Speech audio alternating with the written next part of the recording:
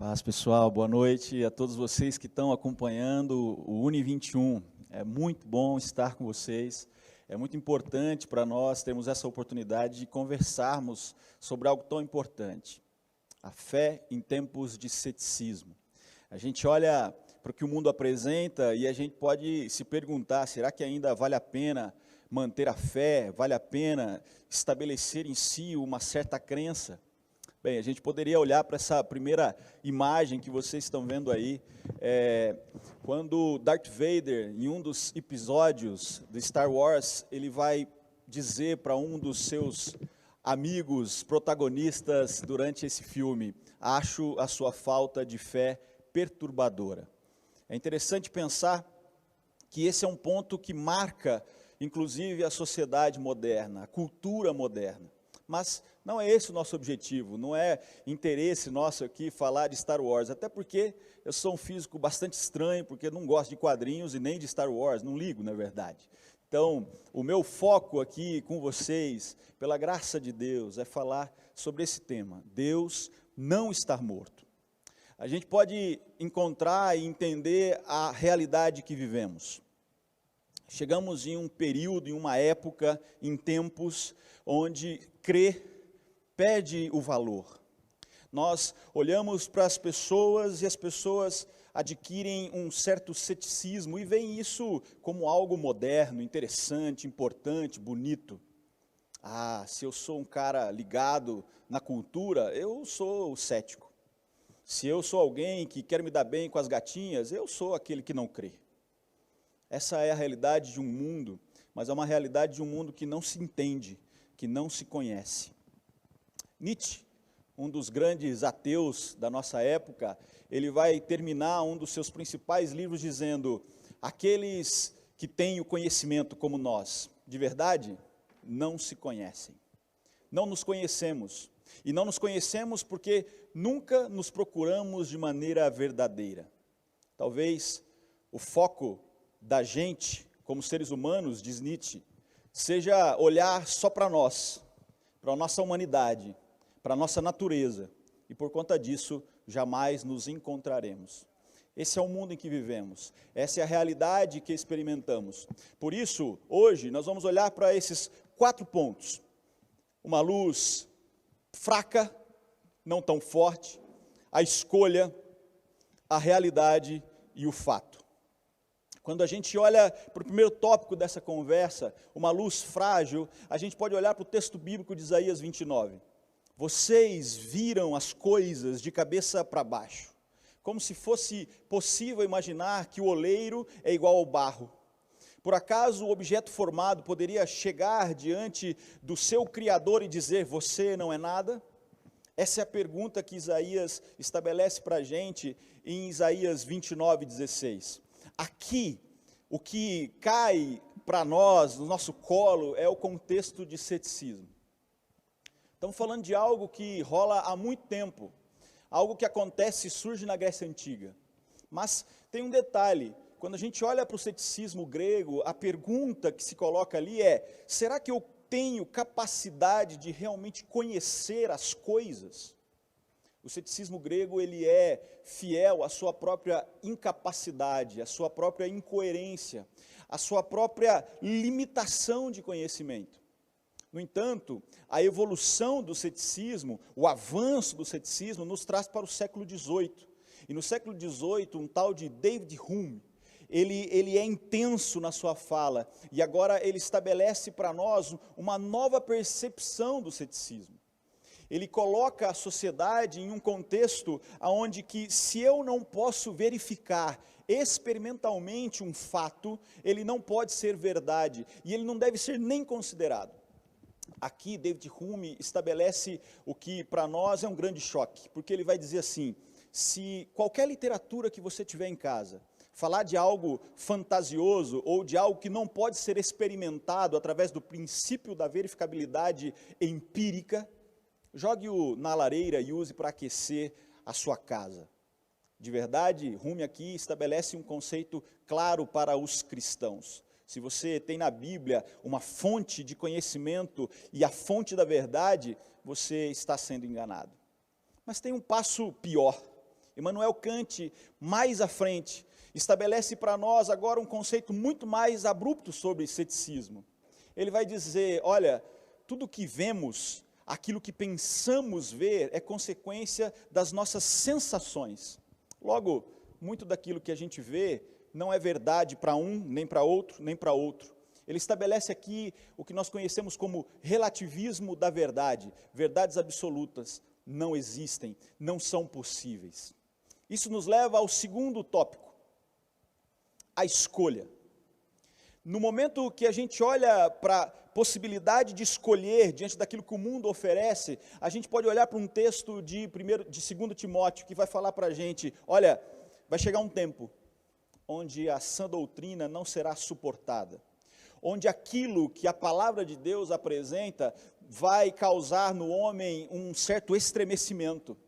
E aí ele vai usar uma metáfora interessante. Ele vai dizer, Paulo escrevendo a Timóteo, vai dizer o seguinte, olha, é como se eles tivessem coceira nos ouvidos, e por terem essas coceiras, esse desejo de conhecer, vão procurar para si doutores. Eu trago aqui para vocês, nessa imagem, o símbolo do ateísmo, e também trago a imagem de um filme interessante, Logan. Talvez você assistiu, se você não assistiu, para quem gosta de ação, tudo bem, é legal pra caramba, vai nessa que é muito bom. Mas tem um ponto para mim muito importante no filme Logan, que eu vou dizer já, vou deixar você pensando. Aqui, o que eu quero trazer, e é o que nós vamos concluir com o contexto do filme Logan, é que o homem caminha num processo de escolher aquilo que para ele é verdade. Se toda a verdade é relativa, ou se verdades absolutas não existem, deixa que eu construa a minha. Uma das verdades que o homem moderno e pós-moderno tem estabelecido para si, é que a Bíblia não tem nada a ensinar. Mas a verdade, a grande verdade, escritores como Charles Taylor, escritores como Vishal Mangalwadi, vão mostrar através dos seus livros históricos, sérios, sem apego religioso nenhum, que aquilo que vivemos no Ocidente é consequência básica daquilo que é apresentado na Bíblia Sagrada, daquilo que é apresentado como verdade para o cristão. A Bíblia fez o nosso mundo ocidental, essa é a verdade. Quando os monges encontraram os anglo-saxões, a galera que inicia ali a separação Oriente e Ocidente, esses homens eram regidos por um princípio, o princípio da autorreferência. Sabe o que eles diziam? Olha, eu não faço mal a alguém mais fraco que eu, porque eu me tornaria fraco, eu me tornaria desonroso, eu deixaria a minha honra diante de alguém que é mais fraco que eu. Isso é um princípio de autorreferência. Quando eles encontram os monges ensinam para ele o seguinte, olha, você não faz mal a outra pessoa, não por causa de você, mas por causa dela. Esse é o princípio que estabelece no outro a referência. E qual é o local onde encontramos esse tipo de abordagem? No cristianismo. Os monges venceram os brutos anglo-saxões. Desde então, o que nós conhecemos, desde a história antiga, de 300, 400 depois de Cristo, o Ocidente é regido pela sabedoria, pelo conhecimento e por aquilo que encontram na Bíblia Sagrada. Aí, eu trago aqui essa imagem do capítulo final, do momento final do filme de Logan. Se você conhece o filme, existe esse momento, e aqui eu vou dar um spoiler, mas perdoe-me por conta disso, é um momento muito específico. Quando Logan morre, e aí eu já acabei com o seu filme, desculpe. Quando Logan morre, ele é enterrado. E se você observar essa imagem, você tem ali uma imagem de um X e não de uma cruz. O detalhe aqui é que inicialmente, assim que ele é enterrado, assim que as pedras são colocadas, o símbolo colocado sobre o túmulo de Logan é uma cruz. Mas uma menina que participa do filme, a principal menina do filme, ela vem e muda a posição da cruz. A escolha. Preferimos ficar com os nossos X-Men ao invés de olhar para o principal, maior, grande, último e todo-poderoso Jesus. A imagem da cruz é substituída pela imagem de um X qualquer. Nesse ponto, a realidade, para nós, é uma realidade descrita, por exemplo, por Dostoiévski, que ele vai dizer, há no homem um vazio do tamanho de Deus. Também é uma realidade de vazio apresentada pelo grande cantor do Nirvana, Kurt Cobain. Ele vai dizer, gosto de sinceridade, não tenho sinceridade. Gosto de reclamar, de nada fazer para que as coisas melhorem. Kurt Cobain é o grande exemplo de um cara que se afasta daquilo que aprendeu quando criança do cristianismo, daquilo que aprendeu com a filosofia ocidental baseada na Bíblia Sagrada e caminha para a filosofia oriental. Ele se encontra vazio, perdido. Essa imagem clássica da Capela Sistina de Michelangelo mostra o ato da criação, a criação do homem por Deus. Mas tem um detalhe nessa imagem. Se você observar bem próximo, ali nos dedos, o que você observa é que Deus está com o dedo estendido no limite da sua capacidade, mas o dedo do homem está encolhido. Isso é uma mudança repentina feita no final da obra de Michelangelo, mas isso mostra um grande detalhe. O homem, se quiser, se relaciona com Deus, se envolve com Deus, se aproxima dele, o toca, o tem de novo, o reconhece como Deus. Mas o homem muitas vezes escolhe ficar com o dedo encolhido. Isso nos traz para a realidade do vazio, para a realidade de um mundo que não entende o seu lugar, de um homem, uma mulher que não sabe para que veio, não conhece o seu propósito de vida. Ele se entrega ao vazio de Dostoiévski. Por isso, Dostoiévski é um cara que é extremamente seco, profundo, ácido nas suas escritas. É a mesma ideia que depois é construída por Nietzsche, falando de niilismo. Ele constrói o conceito do vazio, de que nada tem sentido. E aqui, para nós, fica o texto de 1 Coríntios. Os judeus pedem sinais miraculosos, os gregos procuram sabedoria. Cristo, no entanto, é escândalo para os judeus e é loucura para os gregos. O homem que escolhe caminhar para longe de Cristo, para caminhar para longe de Deus, encontrará somente um espaço vazio. O fato é que o que lemos em Colossenses 1 é que em Cristo, no Deus que cremos, no Cristo que habita toda a plenitude, são criadas todas as coisas, céus, terras, visíveis e invisíveis, tronos, soberanias, potestades, principados, tudo foi criado por meio dele e para ele. Ele é antes de todas as coisas, nele tudo subsiste. Aqui, para mim, fica muito claro filosoficamente o que a gente conhece como navalha de Ockham. A navalha de Ockham, esse contexto filosófico, para ser bastante simples aqui, vai dizer o seguinte, olha, a resposta mais simples é a resposta boa, é a resposta certa. Diante da dúvida, pense de maneira simples, objetiva e clara.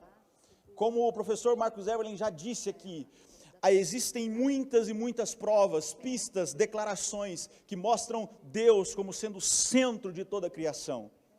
Essa é a resposta simples. Essa é a resposta objetiva.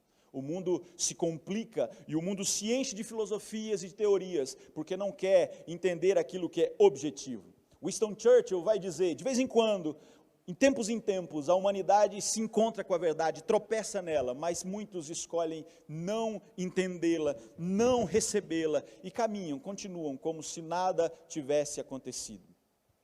A palavra de Deus mostra para mim e para você em Apocalipse, eu sou o alfa, eu sou o ômega, o princípio e o fim. O que era, o que é, o que será, o Todo-Poderoso. Nesse contexto, para a gente encerrar, você pode olhar para essa imagem, a pintura famosa de Caravaggio, que mostra Tomé, duvidoso, querendo conhecer e entender e reconhecer as feridas de Jesus. Não tem problema em questionar, não tem problema em querer saber. O próprio Deus nos diz, conheçam e continuem, busquem me conhecer cada dia mais. Eu estou aqui, eu estou com o dedo estendido, basta você querer me tocar. A verdade, quando a gente olha para o céu, para o universo, a gente pode olhar para toda essa extensão e a gente pode pensar como o pastor Shelley, e aqui eu parafraseio o que ele diz nessa poesia. Ele olha para o céu, ele entende que acima dele tem algo muito maior, muito mais poderoso, e ele almeja por isso. Verdade seja dita, o homem começa a sua história vendo pela primeira vez, quando abre os seus olhos, homem criado, mulher criada, a primeira coisa que eles veem é o Deus, a luz inacessível. Esse Deus cria toda a história da humanidade, estabelece aquilo que conhecemos moral, ética, filosoficamente, cientificamente. O homem escolhe não olhar para ele. Mas um dia esse Jesus voltará. A luz inacessível será vista, todo olho verá. E quando isso acontecer, o meu desejo é abrir os meus braços e dizer: é a ti a quem eu esperava, meu Senhor, meu Deus Todo-Poderoso. Que Deus te abençoe. Tem mais coisa para a gente conversar, tem mais coisa para a gente aprender, mas em nome de Jesus, fique com isso na cabeça. Deus continua, é e sempre será. Ele nunca estará morto, Ele nunca deixará de existir. Eu e você passamos, mas Ele não.